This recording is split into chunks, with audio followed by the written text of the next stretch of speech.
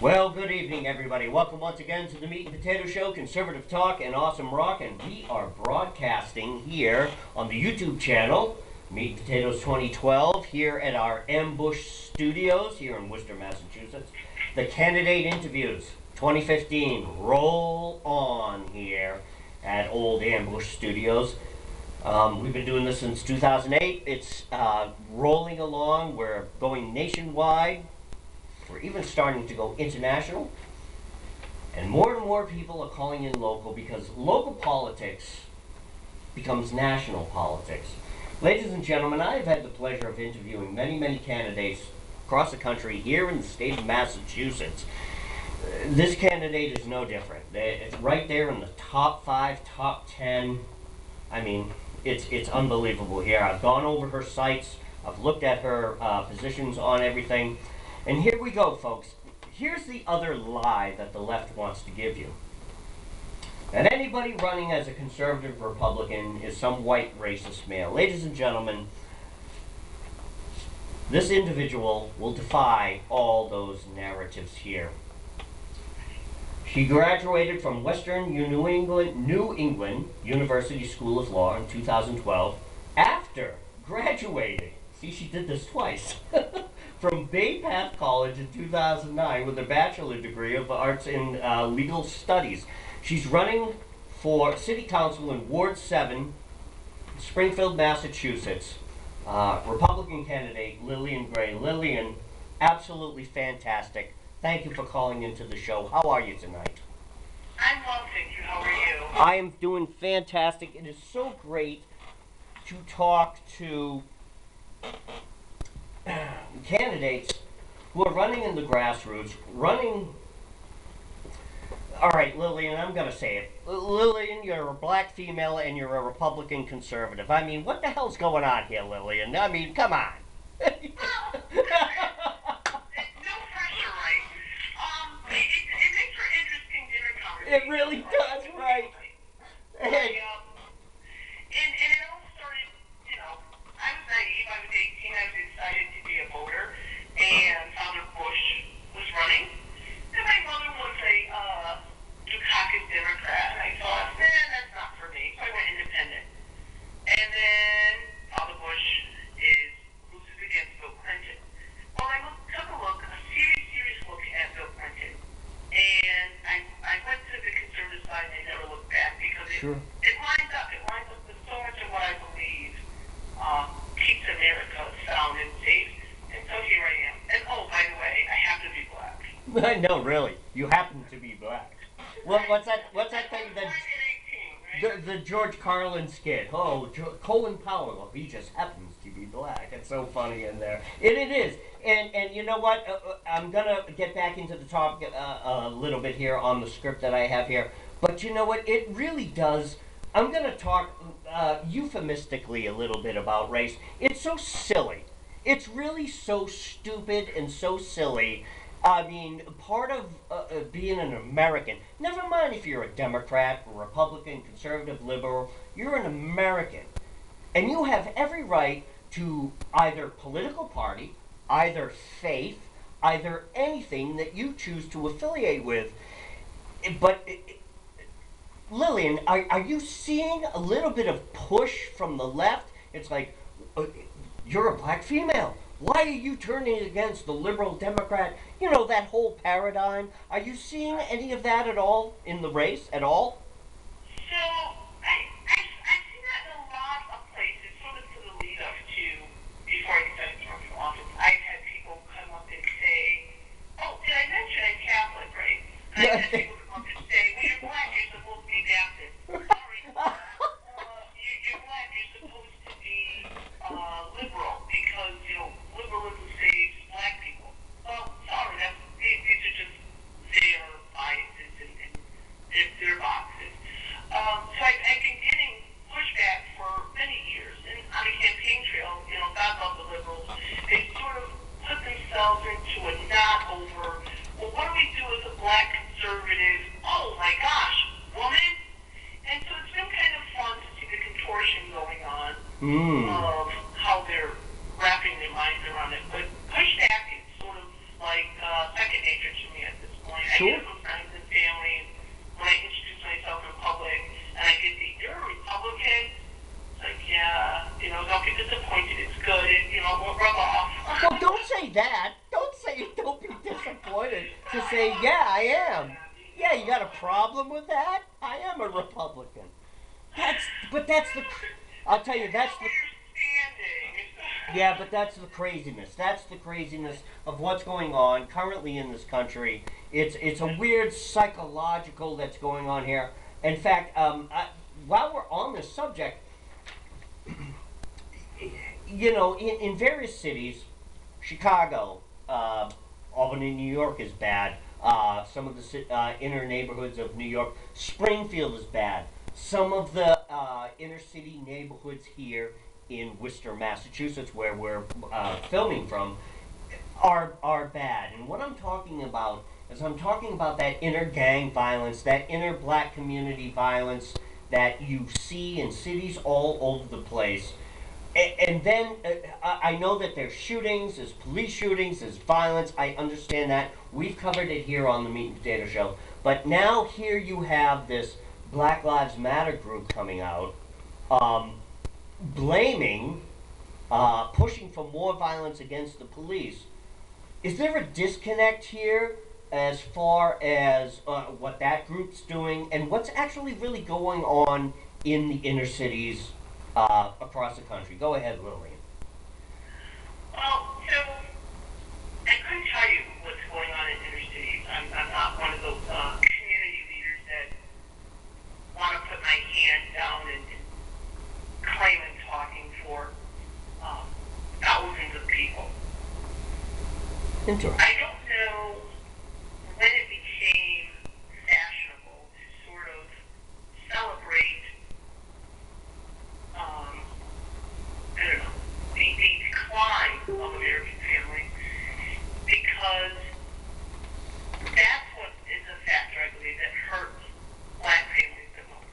Yes. When there's not the personal responsibility, and then you have some millionaires actually telling a low-income population that if you can fight your own conditions by taking from others, well, you'll never rise up, right? You won't have a reason or a need to rise up because someone is going to stand there and give it to you.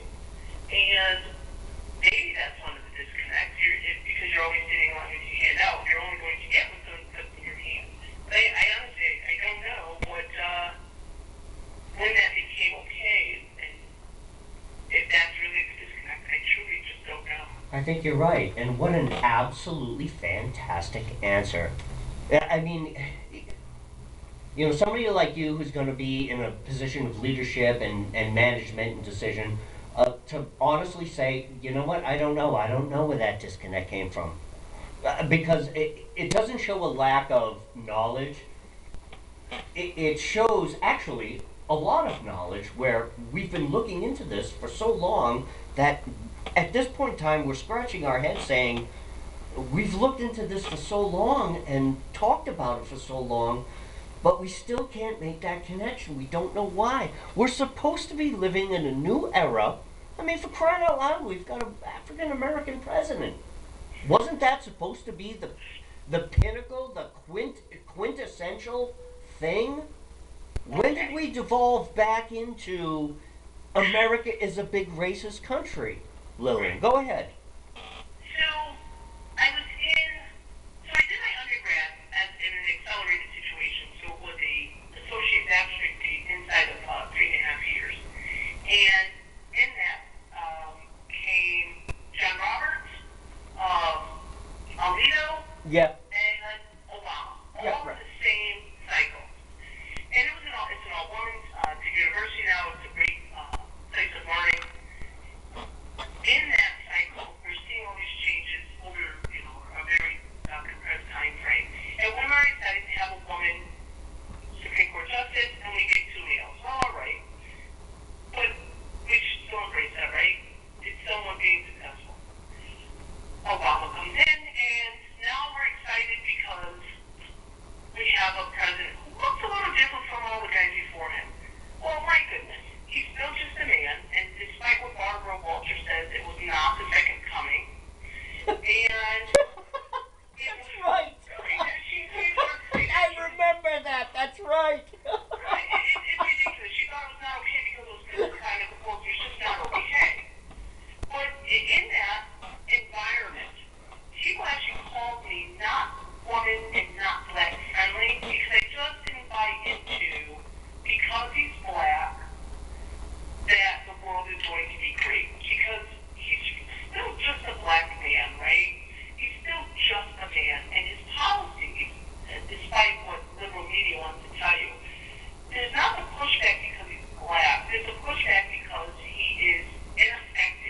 Right. He's self-serving, and while he's leading the world from behind in disaster, he's leading America straight into disaster, further disaster. So I never embraced wow, we voted for a black man. The stars are aligning. No, we voted for a man who we didn't. People voted for a man who they entrusted would bring them forward and bring America forward and keep America great. You have to love exceptionalism, right? And today we're sitting here. It depends on where it comes from. So true. But we're seeing higher poverty, higher handouts. My gosh. Martin Thatcher had it right. Sooner or later you run out. Yeah, you're gonna run out of the other money. Right, exactly. Right. And it has to come from somewhere. And well, if you're working, it's coming from you. If you're sitting there with your hand out and not contributing, you're taking, and you can only do that for so long before we all reach a breaking point. Okay, I'm gonna. Zero to do with race. Sure. I'm going to break into a couple of things. We're going to actually get into the actual concept here, because you just helped to lead me in. See, I told you the conversation would be organic. It's an organic conversation. Let's get into the CRRC, and I want to hit this right here.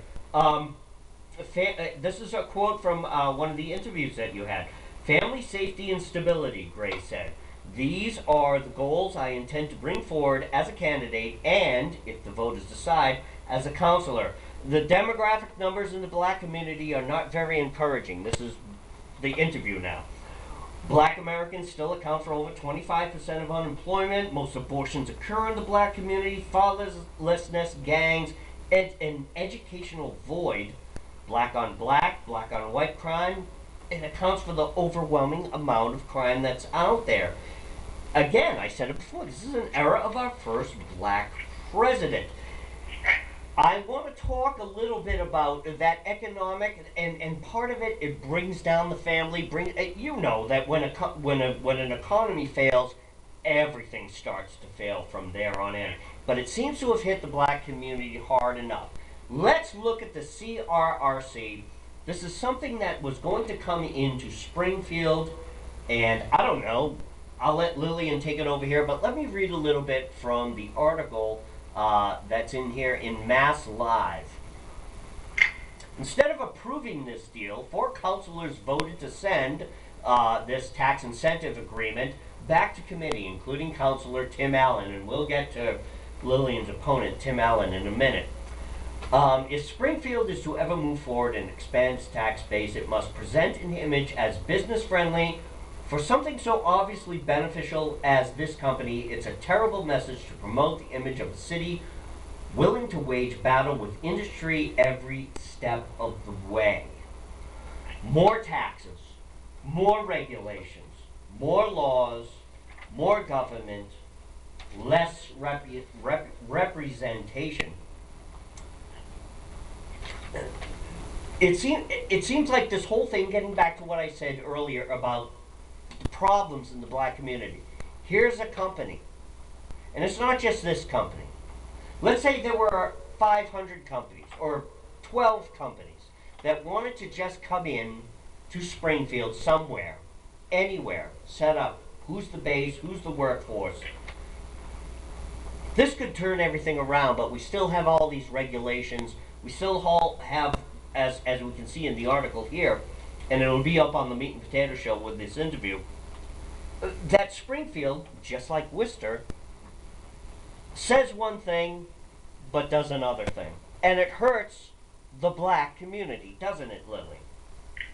Well, because it hurts everybody, right? There's MGM came in, so we have development wanting to come in. And one of the pushbacks was, well, what about the black community and jobs and opportunity? The city needs to be more than worrying about one specific community. Everybody can come to the table and right. You bring in economic development and it relieves the taxpayers' burden because there's a different tax base. You feed you hire the people who can afford to live here. They bring home the money,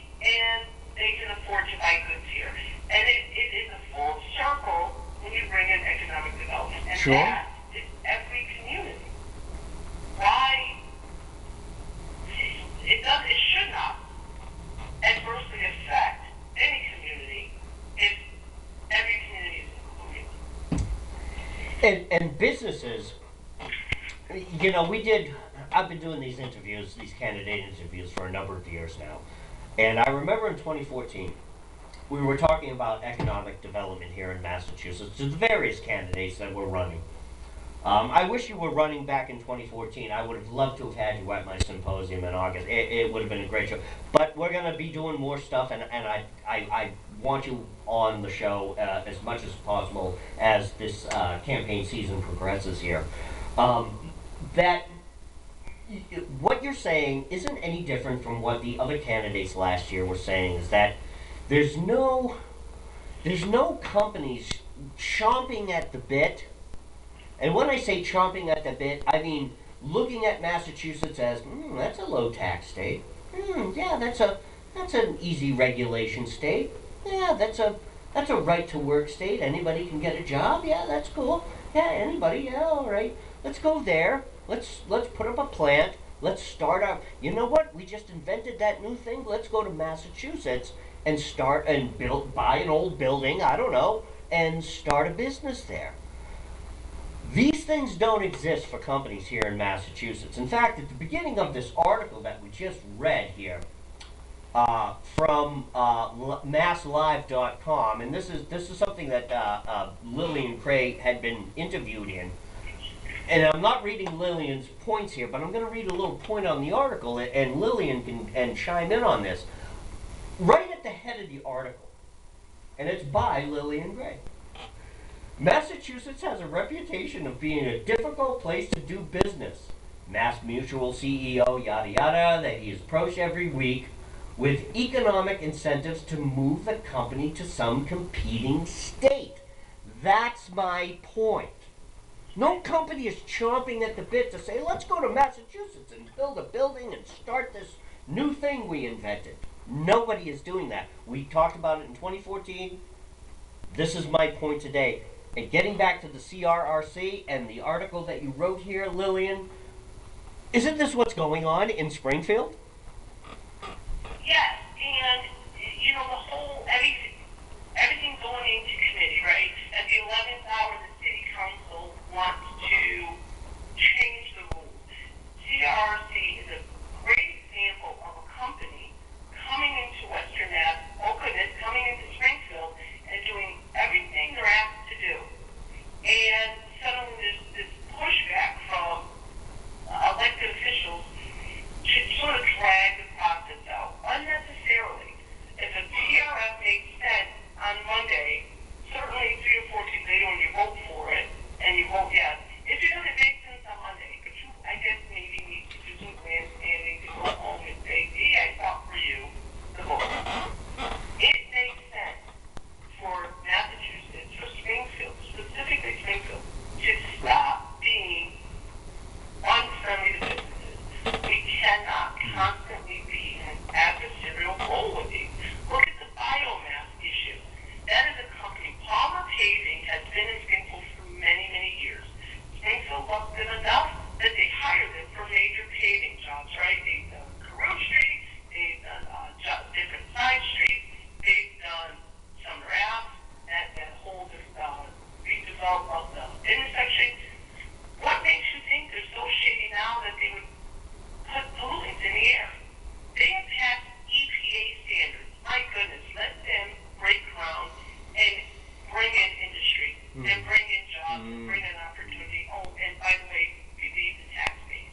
But again, it has to stop that pushback against economic development. These are sound economic developments. This is not willy-nilly, you're just bringing somebody in just for the money. No, these are companies that have a long-standing history of doing well. Let them do well in Springfield. sure, exactly. I completely agree. Yeah, the regulation process. The regulation process, again, my research, doing all these shows, all these interviews, the regulation process is not one of a guideline or a helping hand to business. It's like, no, no, you can't do that. You got to do this other thing over here. And yeah, just let us know if you need any help acquisitioning the materials. Maybe there's a loan, maybe there's a grant, maybe there's something. Let us help you do this.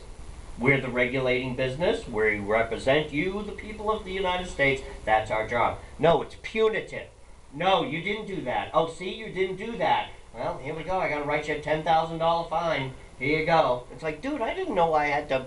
Isn't your job supposed to help me and do this? But that's not what's happening here in the United States. But I'm not going to. We've beaten this dead horse, Lillian. We really. You know, you and I understand exactly. You grew up in Massachusetts. I've grown up in Massachusetts. Massachusetts will always be frickin' Massachusetts. It's frickin' nuts here. But let's get on. Let's get on to the interview here. It seems as if Ward 7 in Springfield, Mass, has been a traditionally underrepresented ward. My question is, why is that? And what is the history that's surrounding this? Let's start talking about your neighborhood and your campaign. Sure. So Ward 7 is half of 16 acres and East Forest Park. It is historically, consistently, Ward 7B and 7C, the highest voter turnout. Really? And the same side of the coin is 16 acres, and their numbers are not as consistent, and that it's high, but they're not even being heard. How do you know this?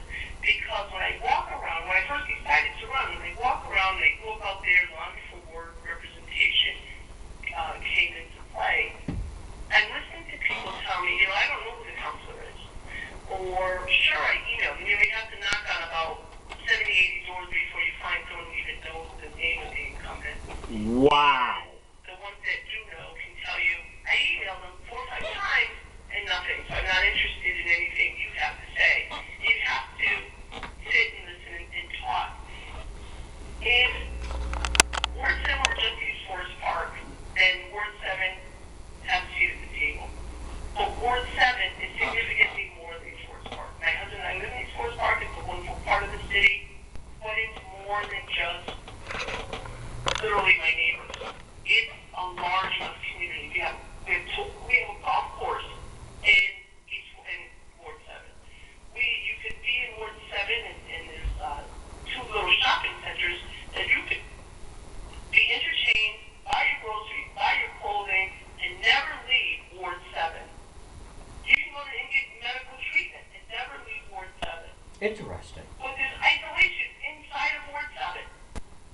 Because down the street or before you get to a golf course, there's 2 housing communities that are formerly owned by HUD and are technically owned by the residents. They're taxpayers as well. And gosh, they didn't know they even had a ward counselor. Is that their fault? Well, you can argue that they should know who represents them, but I think the onus is on the person who went out there and asked for their vote. That's the council's responsibility to be known to their constituents. If you're not known to your constituents, you're not serving the public. Absolutely. Is this the gap that you speak of between Forest Park and the City Hall? I mean, is this the gap? Well, so that's the East Forest Park. Forest Park is different. East Forest Park and City Hall and 16 acres. That's the gap. And it starts really in the ward, where East Forest Park has a set of needs and 16 acres has a set of needs, and it's all the same need, right?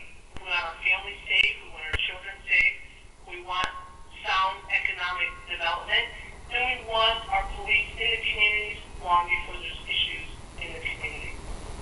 But everyone cannot make it to City Hall for the city council meetings, right? Well, they don't know what's being presented to the city council, and they don't know how it's sort of playing out, and all they have to rely on is the press.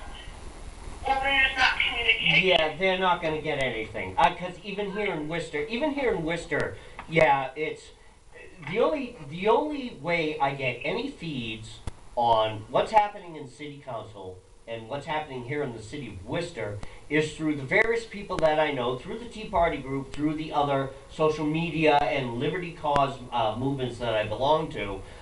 sending me feeds from the stuff they cover, and it's a couple of thousand people, even here in the city of Worcester itself, that are sending me this stuff. So there's a feed, but I turn on my local channel. No, I open up Telegram and Gazette. No, not gonna see it. I open a local, even our local so-called Worcester magazine, which is supposed to be a liberal Democrat political magazine. Nope, ain't gonna see it. You're not gonna see it. So it's nowhere to be found. Yeah, you're not going to hear it here, and it sounds like it's the same thing that you've got there in the city as well. Absolutely. Go ahead. It's very disheartening because you know people are eager for the information. They're not in any way tuned out of the information. They're turned off by the processes that are going on, and they're not represented. So, tell us about Timothy Allen. I mean, how's his campaign going? What's give us a little skinny if you can, without giving away trade secrets, of course. But give us a skinny on how the race is going and what's his pushback. I mean, tell us about him. What do you want to say? I honestly don't know how his campaign is. Don't pull a Donald Trump and tell him he's stupid or whatever. Listen, he's been in office for 6 years. In 2009, he had an opponent when board representation first came along. I live maybe 10 minutes away from him. We walk our dog over down the street a little bit. He and I are in the same big community. And I don't see him. If we didn't have the debate, I wouldn't know his stance on a few issues. I couldn't tell you what his campaign was doing because my focus has been my campaign. Excellent, excellent. Very well done. Very well done. So you guys actually grew up in the same community. That's actually amazing. Well, no, yes and no. I grew up on 16 acres, and after my husband and I got married, I was living in a different part of the city, and we both had houses, so we sold my house and kept his house. That's how I got moved into East Forest Park. But I went to high school in East Forest Park. We have the same Catholic education background, and we have the same faith foundation, but I don't think we're too much alike on. And so you've been talking also about a debate, get things going on a debate. Here's a quote from another article that you were in here. Let's get these debates out of the same old places and bring them out to the people in the neighborhood. I absolutely agree. I mean, there's going to be a debate a little while from now on CNMSBC or PMSNBC. I don't know what the hell it's called anymore. One of those, right? Yeah, one of those. And they've only allotted an hour. But Lillian, yeah, you're calling for a bunch of debates. I think this is fun. This is amazing that you do this. And, of course, the incumbent candidate it's crickets. Obviously, Timothy has not returned your invitation, or has he? Well, he did. He ignored us for about 2.5 weeks, and, it took a public spanking for him to agree to one, and we did have one, not in the usual places. And while there was low turnout, it actually got him to take a stand on a few things. Good, good. So, somebody film that? Is that on YouTube? Why don't you or Ken send me that video? I'd love to see it. I'd love to watch it.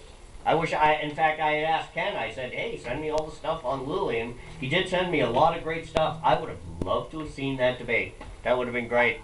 Because I can tell you right now, you're an excellent candidate. You're an excellent guest on the show. And we look forward to talking to you again down in the future. I want to ask a couple more questions. You got a little bit more time there, Lillian? absolutely. Absolutely. So see that? See that? That's the way we do things here on M&P. There you go. All right.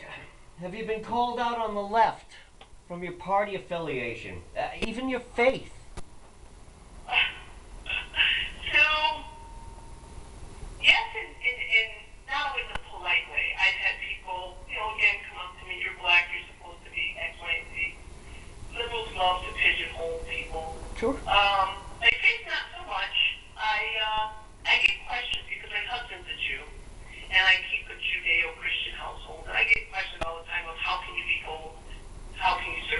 stop you right there. I got. Thank God. Hang on. I gotta stop you right there. Did you hear what she said, folks? She says, "My husband's a Jew." See, that's a wife. She could say that. Yeah, my husband, he's a Jew. My husband, yeah, he's a Polak. It's like, it's like, no, I'm not saying that. I'm not saying that. But folks, this is the reality. This is how America is supposed to be. This is how it's supposed to be. Everyone gets along. Everyone just lives and says what they say. And this is the way it is. I think he's a Jew because Jew is what he is, right? Judaism is the thing. No, I heard the tone there, Lillian. My husband, well, he's a Jew. No.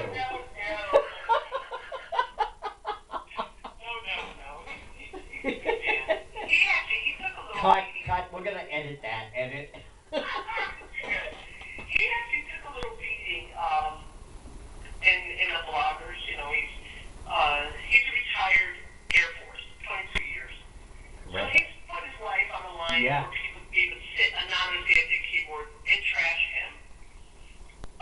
People, petty lies, you know, that's the cowardice that sort of is about that person. Absolutely. Absolutely. My husband's not a candidate. I try and give my husband the privacy and that he needs to just go and live his life. He's not out in the public eye. But to try and shame a vet who has put really boots to ground in a lot of foreign soil, 22 years, I'm just not going to sit back and let you trash my husband. That doesn't work. Exactly. You need to be respectful of people. And if you're lying and creating something to sort of draw them out, well, that doesn't work either. So that's really, they can't attack and race because, you know, they don't want to be racist. Only conservatives can be racist.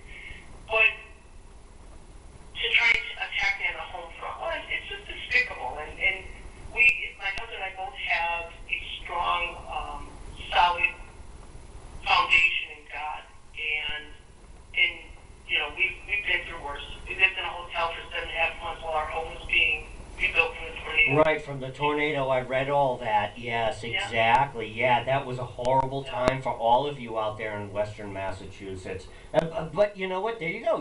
Your faith, your conservatism. You know what? We're just going to rebuild. We're going to get stuff together. And then what this Lillian gets it in her head, I think I'm going to run for city council while we're in the middle of building our house. And it's like... Lillian's going to be in law school while she's rebuilding. We moved back in, and then I think 2 months later, I graduated law school. So. There you go. Yeah, exactly. But this is...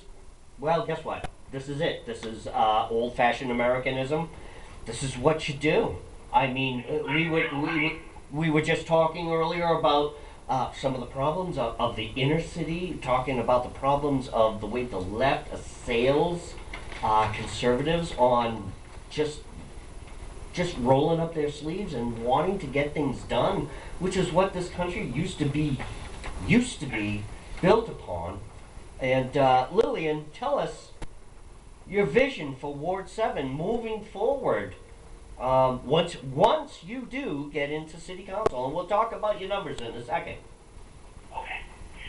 So I'm big into volunteering and mentoring, and I think that can play on a larger scale because if you know who's in your neighborhood and you know who your children are being exposed to, it goes a long way to family security. And we have a large senior population that are full of history, right, from distant parts of their lives. And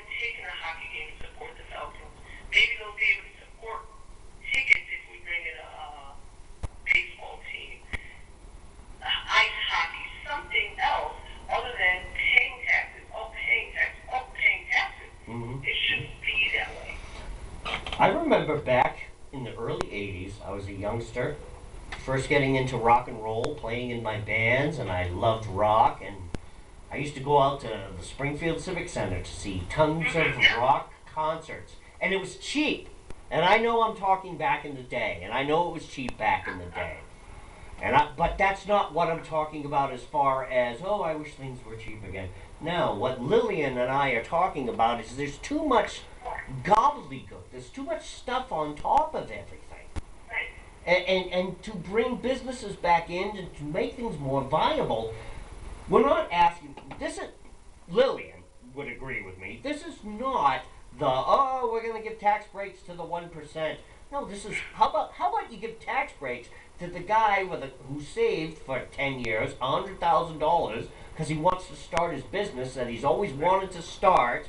And it's like, instead of saying, well, you need this permit and that permit and this permit and that permit, and you need to pass this, that, the other thing regulation, and then we'll think about letting you open your doors. It's like, why don't we just say, yeah, go buy that building. Go do it. Start it up. You know, we're here to help you. We're here to assist you. Exactly. We do need some regulation, right? We want to make sure. Yeah, you're not putting poop in your food. I know, really, I know. We don't need to, once there's compliance with reasonableness, once there's compliance with that, to suddenly change the thing and say, oh, and by the way, well, that doesn't support growth. That doesn't support expansion.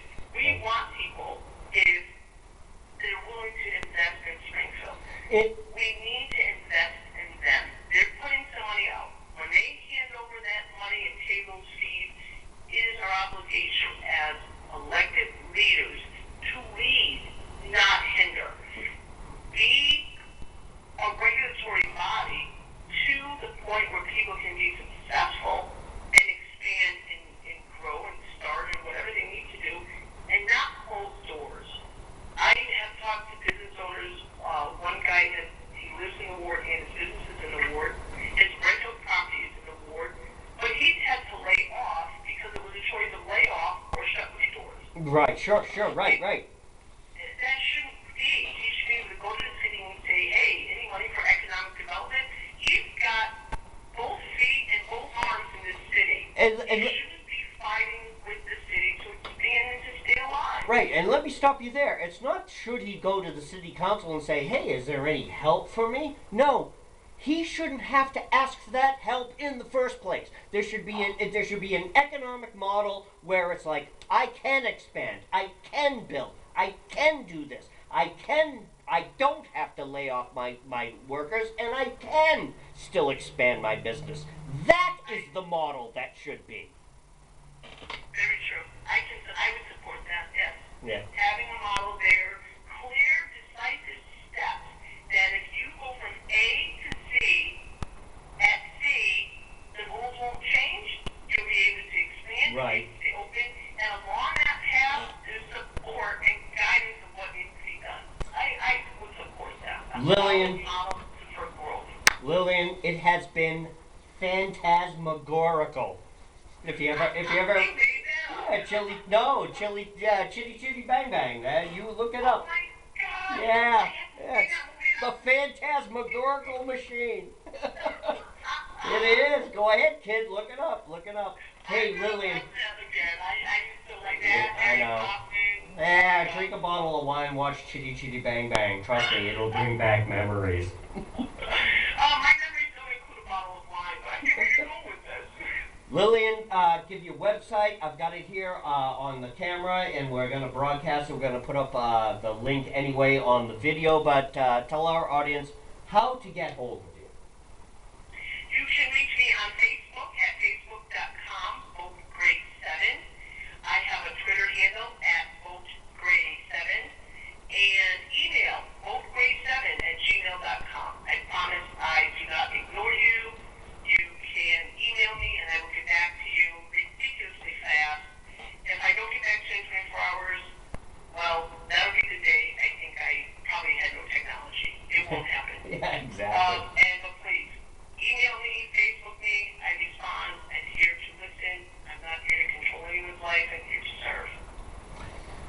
Absolutely fantastic. Lillian Gray, the Meat and Potato Show, Conservative Talk and Awesome Rock, the candidate interviews.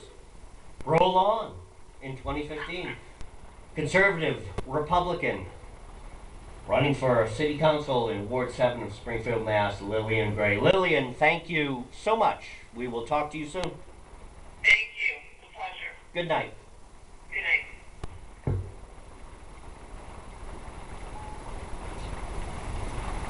There you go.